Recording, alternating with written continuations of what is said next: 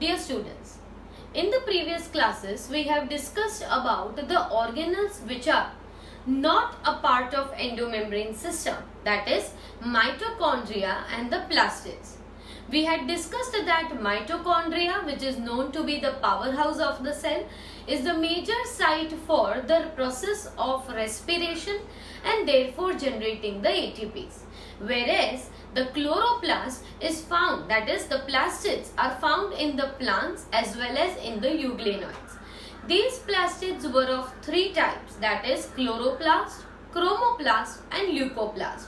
Out of them, the one which is responsible for variable colors other than green was the chromoplast.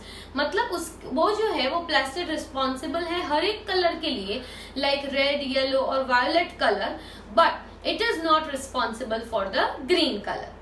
उसके अलावा हमने बात की थी of the next type of plastid जो था ल्यूकोप्लास्ट. और ल्यूकोप्लास्ट का मेन फंक्शन क्या रहता है? For the storage of different types of food material, like storing of lipids, storing of oils, that is fats or oils, storing of carbohydrates like starch, and storing proteins.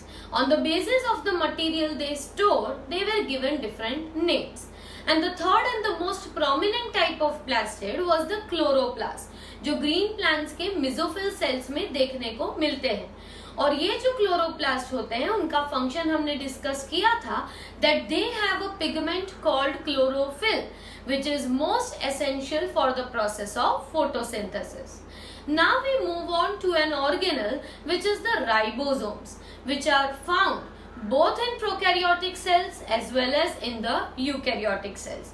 Student, this organelle is quite different from rest of the organelles because अभी तक हमने जितने भी organelles की बात की है वो सारे ऑर्गेनल्स कैसे थे? मेम्ब्रेन बाउंड थे, मतलब उनके सराउंडिंग एक मेम्ब्रेन प्रेजेंट था, राइट? जबकि ribosomes are the first such organelles जिनके सराउंडिंग कोई मेम्ब्रेन होते नहीं है.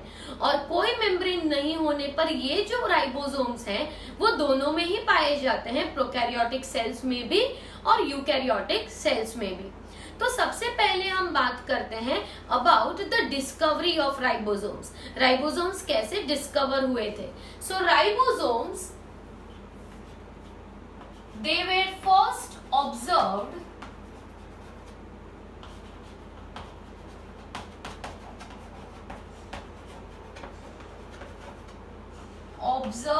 by a researcher known as Claude. The name of the researcher who for the very first time observed the ribosomes was known as Claude, and Claude has observed it in the cytoplasm, and he used the term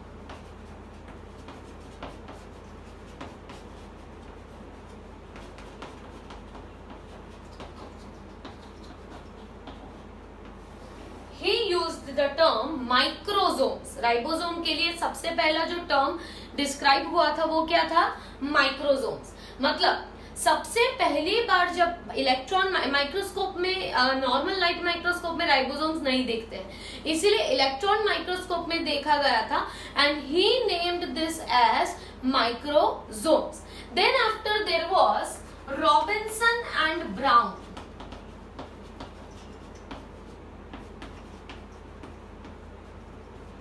Name of the researcher is Robinson and Brown, and they have observed the ribosomes in root cells of a plant, Vicia faba. So for the another time again the ribosomes were observed. मतलब ribosome सिर्फ एक researcher ने नहीं देखे थे, कई researcher ने ये ग्रैन्युलर डेंस पार्टिकल्स देखे थे साइटोप्लाज्म के अंदर. These ribosomes appear as granular dense particles in the cytoplasm. And so the another researcher Robinson and Brown, they also observed these ribosomes, and they observed them in the root cells of a plant known as Vicia faba. Then after, the term ribosome term ribosome was given by Palade. His name was George Palade.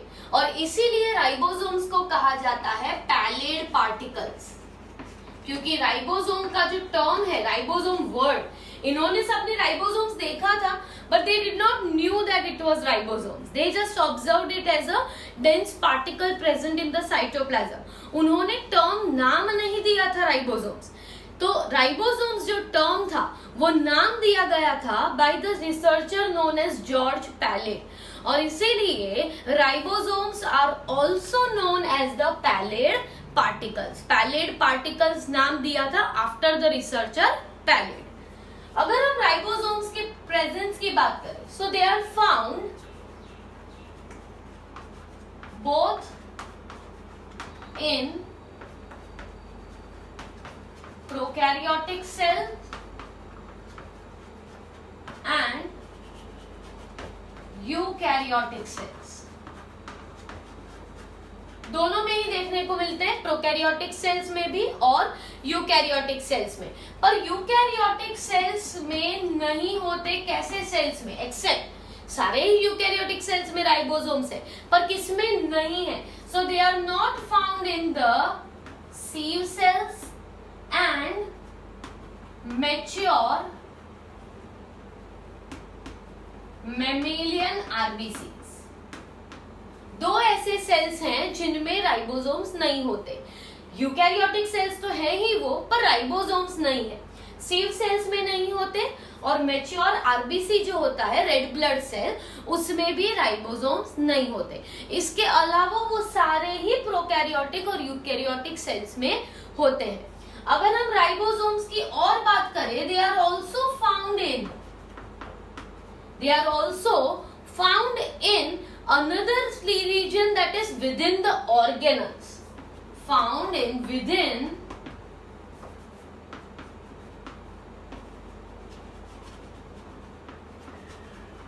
मतलब जो organelles होते हैं उनके अंदर भी ribosomes होते हैं. कैसे organelles? Organelles like mitochondria and plastids. हमने बात की थी दैट माइटोकॉन्ड्रिया जो होता है वो खुद के प्रोटीन्स खुद ही सिंथेसाइज करता है. प्लास्टिड्स भी होते हैं, they also make their own proteins they require with in the organelle. तो ये प्रोटीन सिंथेसिस का काम कौन करता है? राइबोसोम्स करते हैं. इसलिए ये दोनों ऐसे ऑर्गेनल्स हैं जिनके पास खुद के राइबोसोम्स हैं. मतलब राइबोसोम्स दो जगह पे हुए, एक तो साइटोप्लाज्म में तो होंगे ही, प्लस कोई ऑर्गेनल के अंदर भी होते हैं. मतलब दो तरह के राइबोसोम्स होंगे. Some of the ribosomes are found in cytoplasm and some of the ribosomes are even found inside a organelle. तो राइबोसोम के बारे में हम आगे बात करते हैं that they are non membrane bound organelles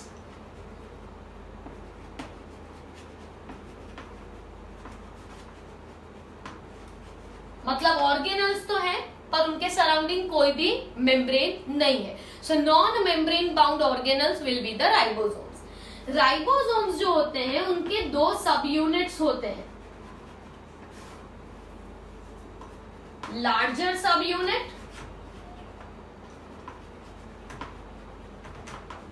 and smaller सब unit.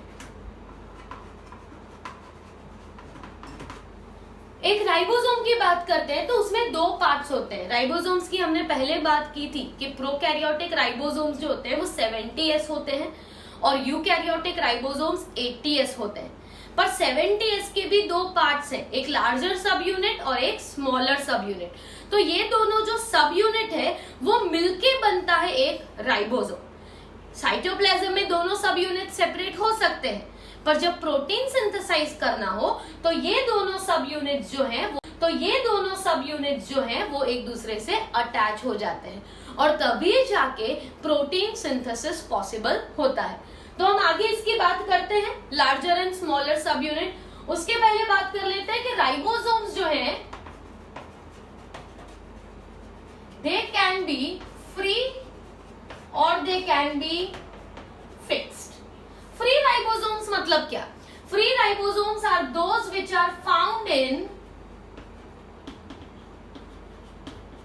Found in cytoplasm.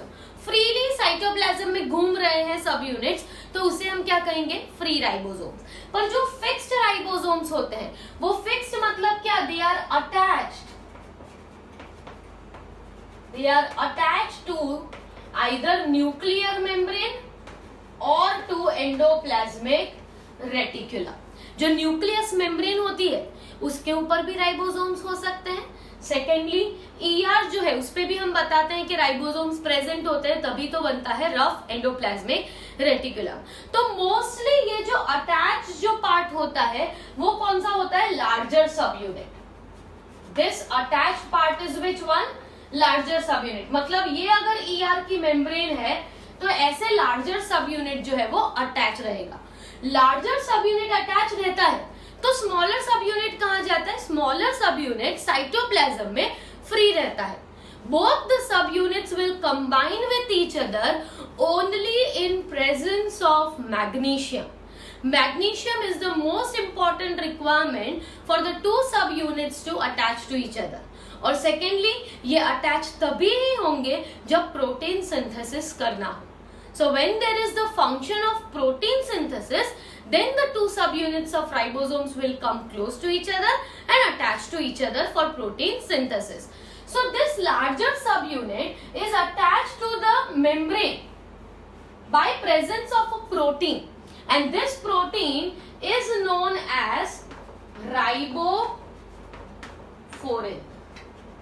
This protein is known as riboforin. ये हमने आगे बात की थी that ribosomes जो होते हैं उनका सब यूनिट वो अटैच किससे है, मेम्ब्रेन से। तो मेम्ब्रेन से अटैचमेंट के लिए भी प्रोटीन की जरूरत पड़ती है और वो प्रोटीन कौन सा है, ribophorin. Ribosomes are made up of two things, RNA plus proteins। अगर हम राइबोसोम्स की ही बात कर रहे हैं, पर ribosomes itself is what? A combination of different types of RNAs and different types of proteins. About 60 to 65% RNAs होते हैं और बाकी का जो पोर्शन होता है वो होता है प्रोटीन्स का। तो जब हम एक राइबोसोम की बात कर रहे हैं तो ribosome itself is what? It is your RNA combined with the proteins। इसीलिए इन्हें राइबोन्यूक्लियोप्रोटीन्स भी कहा जाता है। क्या कहा जाता है, राइबोन्यूक्लियोप्रोटीन्स। अब हम राइबोसोम्स के दो टाइप की बात कर लेते हैं। सो ribosomes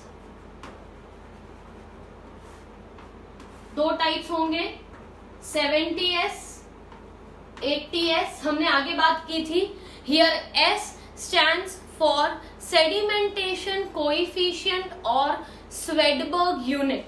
S stands for sedimentation coefficient or Svedberg unit. ये जो 70S होते हैं वो कहां पे देखने को मिलते हैं, तो 70S are found at which places, 70S are found in prokaryotic cell plus they are also found inside a organelle। मतलब ऑर्गेनल जो होता है, जैसे कि माइटोकॉन्ड्रिया है, तो माइटोकॉन्ड्रिया के अंदर राइबोसोम है, पर वो राइबोसोम कैसा होगा, 70S। जबकि उसी सेल के साइटोप्लाज्म में जो राइबोसोम होगा वो कैसा होगा, 80S। 70S राइबोसोम्स जो होते हैं वो कहां पे देखने को मिलते हैं, सारे ही प्रोकैरियोटिक सेल्स में, और along with that they are also found in the organelles of eukaryotic cell। मतलब यूकैरियोटिक सेल के माइटोकॉन्ड्रिया में 70S राइबोसोम होगा, प्लास्टिड में 70S राइबोसोम होगा, जबकि 80S किस में होते हैं, तो they are found in cytoplasm. They are found in the cytoplasm of the cell. Free जो होते हैं वो 80S होते हैं, और वो कौन से सेल्स में, यूकैरियोटिक सेल्स में। ठीक है, 70S के दो सब यूनिट और 80S के दो सब यूनिट। 70S है तो उसके सब यूनिट कौन से होंगे, 50S और 30S, जबकि 80S के दो सब यूनिट होंगे 60S एंड 40S। अब ये क्या समझा रहा है, जब हम बात करते हैं 70S राइबोसोम्स की, तो जब वो राइबोसोम्स के दोनों सब यूनिट अटैच्ड हैं तो उसका सेडिमेंटेशन टाइम अलग होता है। अगर दोनों सब यूनिट सेपरेटेड है तो उनका सेडिमेंटेशन टाइम अलग होता है. This does not mean that 50 and 30 combine and they form 70s. Combination नहीं है ये क्या है कि the time that it takes for the settlement, नीचे सेटल होने के लिए ये राइबोसोम का ड्यूरेशन अलग होता है. तो अगर लार्जर और स्मॉलर सब यूनिट सेपरेटेड हैं तो लार्जर सब unit is going to take a longer time, smaller सब unit is going to take a shorter. मतलब दोनों सब यूनिट्स जो हैं उनका सेडिमेंटेशन ड्यूरेशन अलग है, जिसके बेसिस पे दिया गया है 50 और 30 और यूकैरियोटिक में दिया गया है 60 और 40. तो याद रखना है ribosomes themselves are made up of what, RNA and proteins. अलग अलग तरह के आरएनएज होते हैं और अलग अलग तरह के प्रोटीन्स होते हैं जिनके कॉम्बिनेशन से राइबोसोम्स बनते हैं. तो राइबोसोम्स के बारे में एक और चीज हम लिख देंगे, that ribosomes are known as protein factories. What are they known as? Protein factories. मतलब राइबोसोम्स का सबसे इंपॉर्टेंट फंक्शन क्या रहता है? Synthesis of proteins. इसमें आपको और एक टर्म याद रखना है, what was polyribosomes. Polyribosome was many ribosomes attached to an mRNA. Many ribosomes attached to an mRNA for the synthesis of same protein repeatedly. एक का एक प्रोटीन वापस अगर बनाते जाना है, ज्यादा अमाउंट में बनाना है, तो वो किसके फॉर्म में डेवलप होता है? Polyribosomes. Multiple ribosomes on an mRNA. Students, आपको आरएनए और एमआरएनए के बारे में ज्यादा तो नहीं पता, but when we discuss about nucleus हम थोड़ा बहुत आरएनए के बारे में डिस्कस करेंगे. बाकी लेटर ऑन चैप्टर्स में आपको आरएनए इन डिटेल पढ़ना ही होता है, तो at that time you will be able to understand it more better. अभी सिर्फ याद रखना है कि राइबोसोम्स सबसे पहले किसने डिस्कवर किए थे? क्लॉड. फिर किसने डिस्कवर किए थे? The Robinson and brown. Robinson and brown ने उसने किसमें देखा था? इन द रूट सेल्स में देखा था. राइबोसोम टर्म दिया था पैलेट ने, इसीलिए कहा जाता है पैलेट पार्टिकल्स. दोनों प्रोकैरियोटिक और यूकैरियोटिक सेल्स में राइबोसोम्स देखने को मिलते हैं, पर यूकैरियोटिक सेल्स में, सिव सेल्स, मैच्योर आरबीसीज में राइबोसोम्स नहीं होते. ऑर्गेनल्स के अंदर भी राइबोसोम्स प्रेजेंट होते हैं, जैसे कि माइटोकॉन्ड्रिया और प्लास्टिड्स के पास खुद के राइबोसोम्स हैं. पर स्टूडेंट्स, ये कौन से राइबोसोम्स होंगे? 70s राइबोसोम्स होंगे. भले ही ऑर्गेनल यूकैरियोटिक है, फिर भी अंदर राइबोसोम कैसा है? 70s. Non membrane bound organelle है. राइबोसोम के दो सब यूनिट आप देख सकते हो, लार्जर सब यूनिट एंड स्मॉलर सब unit. Both subunits remain free in cytoplasm.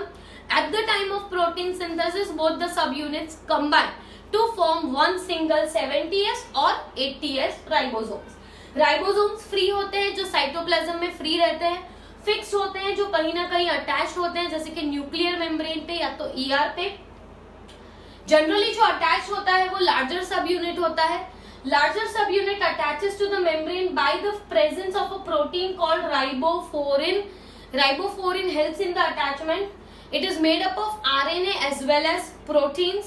Ribosome 70s होते हैं प्रोकैरियोट्स और ऑर्गेनल्स के अंदर, 80s होते हैं साइटोप्लाज्म में. 70 के दो सब यूनिट्स, लार्जर कौन सा? 50, स्मॉलर कौन सा? 30. 80s के दो सब unit, larger 60 and smaller 40. S stands for sedimentation coefficient और Swedberg unit. Combination of these two do not make 70s. ये दोनों अगर साथ में हो तो सेडिमेंटेशन ड्यूरेशन अलग है, जिसे कहा जाता है 70s. ओके, तो स्टूडेंट्स, राइबोसोम्स के लिए इतना याद रखना है. Next we'll talk about cytoskeleton. So now we discuss about the next system, the next organelle present in the cytoplasm of the cell, which is known as cytoskeleton. Students, हमने पहले बात की थी दैट जैसे हमारी बॉडी है तो हमारी बॉडी को एक शेप, एक प्रॉपर शेप और साइज देने के लिए we have our own skeleton, जिसे हम कहते हैं bones and cartilages. So due to bones and cartilages हमारे पास एक स्पेसिफिक शेप है and we can perform different activities by our limbs, fore limbs, hind limbs. We can perform different activities. Same way जो cell होता है उसे अपना shape maintain करने के लिए या तो फिर मोटिलिटी के लिए they require a special type of skeletal system, और इनके स्केलेटल सिस्टम को क्या कहा जाता है? साइटोस्केलेटन। तो सेल के साइटोप्लाज्म में जो स्केलेटल सिस्टम प्रेजेंट है उसे हम कहते हैं cytoskeleton. So cytoskeleton is nothing but it is actually a network of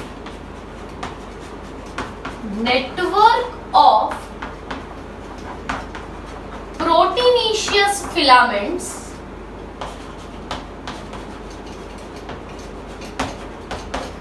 present in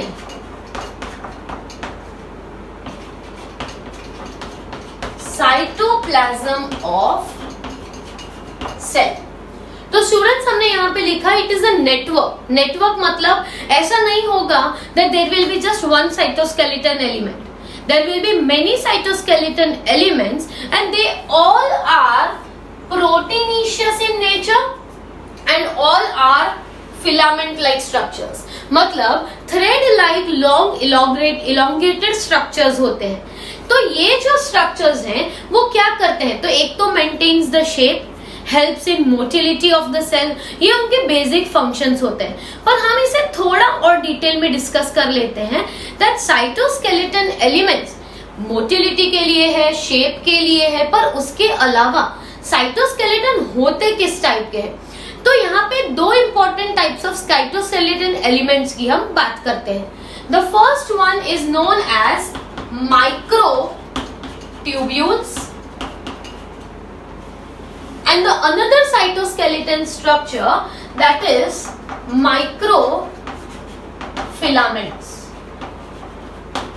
दो तरह के स्ट्रक्चर्स होते हैं, माइक्रोट्यूब्यूल्स भी होते हैं और माइक्रोफिलामेंट्स भी होते हैं। अब माइक्रोट्यूब्यूल्स जो होते हैं वो हॉलो स्ट्रक्चर्स होते हैं, मतलब अंदर से कैसे होंगे? हॉलो। एक रॉड लाइक स्ट्रक्चर आप समझ लीजिए, पर अंदर से कैसी है? वो पूरी हॉलो है। जबकि माइक्रोफिलामेंट्स जो होते हैं वो होते हैं सॉलिड रॉड लाइक। होते तो दोनों ही इलोंगेटेड रॉड लाइक स्ट्रक्चर्स हैं, पर एक हॉलो होता है और ये कैसा होता है? सॉलिड स्ट्रक्चर होता है। Another thing is that microtubules are made up of protein called tubulin. The name of the protein that is present, क्योंकि हमने यहाँ पे लिखा कि कैसे फिलामेंट्स हैं? प्रोटीनीशियस। साइटोस्केलेटन सारे एलिमेंट्स जो है, माइक्रोट्यूब्यूल है तो प्रोटीन से बना हुआ है, माइक्रोफिलामेंट है वो भी प्रोटीन से ही बना हुआ है, पर यहाँ पे जो प्रोटीन प्रेजेंट है वो कौन सा है? ट्यूब्यूलिन। जबकि microfilaments are made up of mainly actin and then after myosin। So protein that is mainly present in microfilament is which protein? Actin। याद रखना है आपको नाम कि माइक्रोफिलामेंट का प्रोटीन है एक्टिन और माइक्रोट्यूब्यूल का प्रोटीन है ट्यूब्यूलिन। ये जो ट्यूब्यूलिन प्रोटीन होता है वो दो तरह का होता है, अल्फा ट्यूब्यूलिन भी होता है और बीटा ट्यूब्यूलिन भी होता है। दोनों के स्ट्रक्चर्स में थोड़ा डिफरेंस है, इसीलिए अल्फा और बीटा ट्यूब्यूलिन होता है। यहाँ पे ये कैसे बनेगा? So there will be presence of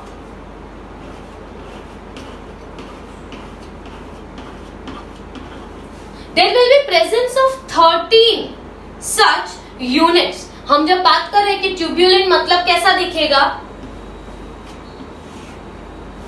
एक रॉड जैसा, ट्यूब जैसा दिखेगा, जस्ट लाइक हमारे घर पे वो पाइपलाइंस होती है जो आपके टेरेस या आपके बाथरूम से नीचे जाती है, तो वो कैसी एकदम आपको एक प्योर पाइप जैसा दिखता है। सिमिलरली वैसा ही स्ट्रक्चर एज्यूम कर लीजिए किसका? माइक्रोट्यूब्यूल्स का।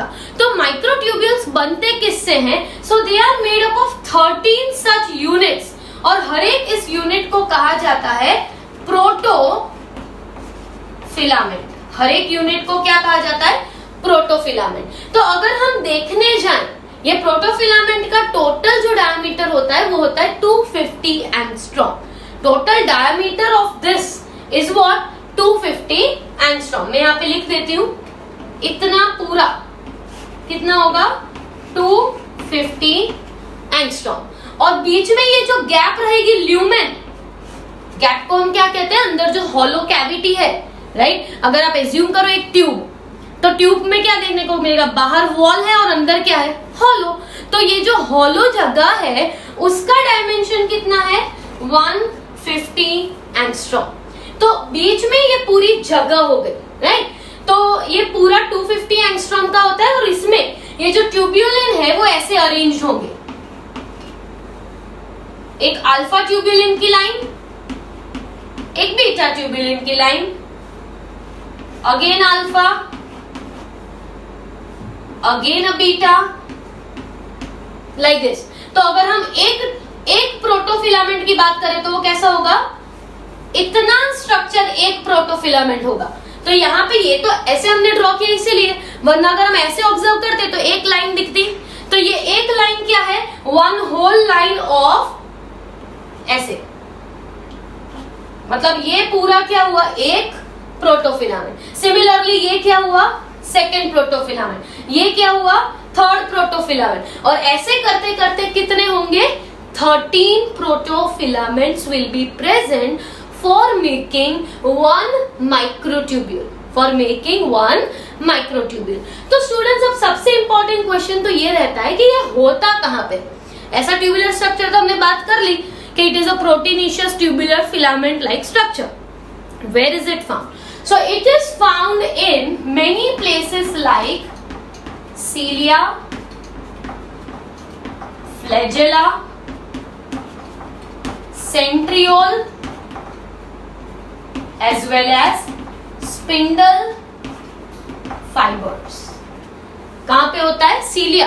तो जो सीलिया और फ्लैजेला होता है, जिसका हम अल्ट्रास्ट्रक्चर नेक्स्ट लेक्चर में देखेंगे ही, तो उसमें आपको पता चलेगा कि माइक्रोट्यूब्यूल्स कैसे अरेंज हैं इन द स्ट्रक्चर ऑफ सीलिया और फ्लैजेला। आपको अगर सीलिया और फ्लैजेला के बेसिक याद हो तो that were the locomotory structures.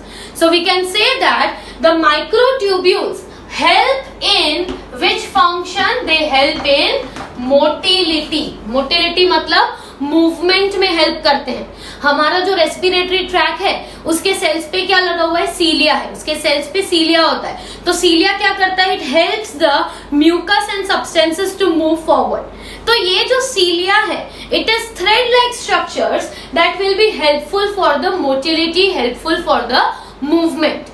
तो मोटिलिटी जो है वो यहाँ पे फंक्शन है, मतलब माइक्रोट्यूब्यूल्स मतलब मोटिलिटी नहीं, माइक्रोट्यूब्यूल्स मतलब मोटिलिटी ऐसा नहीं लिखा है मैंने लिखा है कि माइक्रोट्यूब्यूल्स का एक फंक्शन क्या हुआ, मोटिलिटी। क्योंकि सीलिया और फ्लैजेला दोनों स्ट्रक्चर्स किसके साथ एसोसिएटेड है, मूवमेंट के साथ एसोसिएटेड है। स्पिंडल फाइबर्स जो होते हैं वो तब काम लगते हैं जब क्रोमोसोम्स का सेपरेशन होता है during cell division. Cell division के वक्त स्पिंडल फाइबर्स के बारे में हम डिटेल बात करेंगे। सेंट्रियोल भी जो होते हैं वो भी सेल डिवीजन में हेल्प करते हैं। तो जब हम इनके स्ट्रक्चर्स देखेंगे तो आपको पता चलेगा that where are exactly microtubules present. पर अभी के लिए याद रखना कि माइक्रोट्यूब्यूल्स में क्या होता है, 13 प्रोटोफिलामेंट्स, और ये फिलामेंट्स ऐसे दिखेंगे, there will be 13 such rod like structures. यहाँ पे तो इतने ही दिख रहे हैं पर पूरा है ना गोल, तो चारों तरफ दिखेंगे, तो there will be 13 such protofilaments. अगर माइक्रोफिलामेंट्स की बात करें तो microfilaments are found in, where are they found? They are found in cytoplasm because microfilaments provide shape to the cell, they provide shape to the cell। तो cytoplasm में freely present होंगे। इसके अलावा they are also present in the structure called microvilli। cells के पास microvilli होता है so that the surface area can be increased, and rapid surface area means rapid absorption। तो microvilli भी होता है, साइटोप्लाज्म में प्रेजेंट है, माइक्रोविलाई में प्रेजेंट है।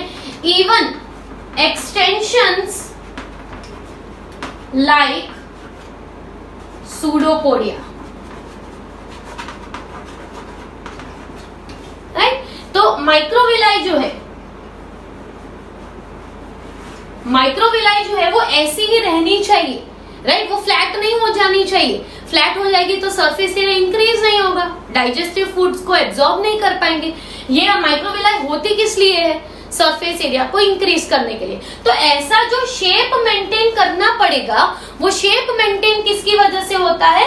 By the presence of microfilaments which are located in the microvilli. इसके अलावा सेल जो होता है, जब वो सूडोपोडिया जैसे एक्सटेंशंस डेवलप करता है to engulf some foreign particle, तो ये एक्सटेंशन भी किसकी वजह से होता है? Microfilaments. So microfilaments are the cytoskeleton structures which help in extension formation of pseudopodia, right? तो in short microtubules हो या microfilaments, इनके कॉमन फंक्शंस क्या रहेंगे? कॉमन फंक्शंस रहेंगे कि हम कहते हैं कि मोटिलिटी के लिए as well as maintaining the cell shape. इसके अलावा हमें ये तो पता ही है कि सीलिया में होता है, फ्लैजिला में होता है, सेंट्रियोल में होता है, राइट? सूडोपोडिया में होता है, माइक्रोविलाई में होता है। But both of these structures are different और दोनों का फंक्शन अलग होता है। नॉर्मली तो हम आपकी टेक्स्ट बुक के अकॉर्डिंग तो कॉमन ही दिया हुआ है, मोटिलिटी, सेल शेप ऐसे ही दिया हुआ है। बट अगर प्रिसाइसली देखने जाए तो माइक्रोट्यूब्यूल्स के रोल अलग होते हैं और माइक्रोफिलामेंट्स के रोल अलग होते हैं। But both of them are what? Proteinaceous filaments which are a part of cytoskeleton.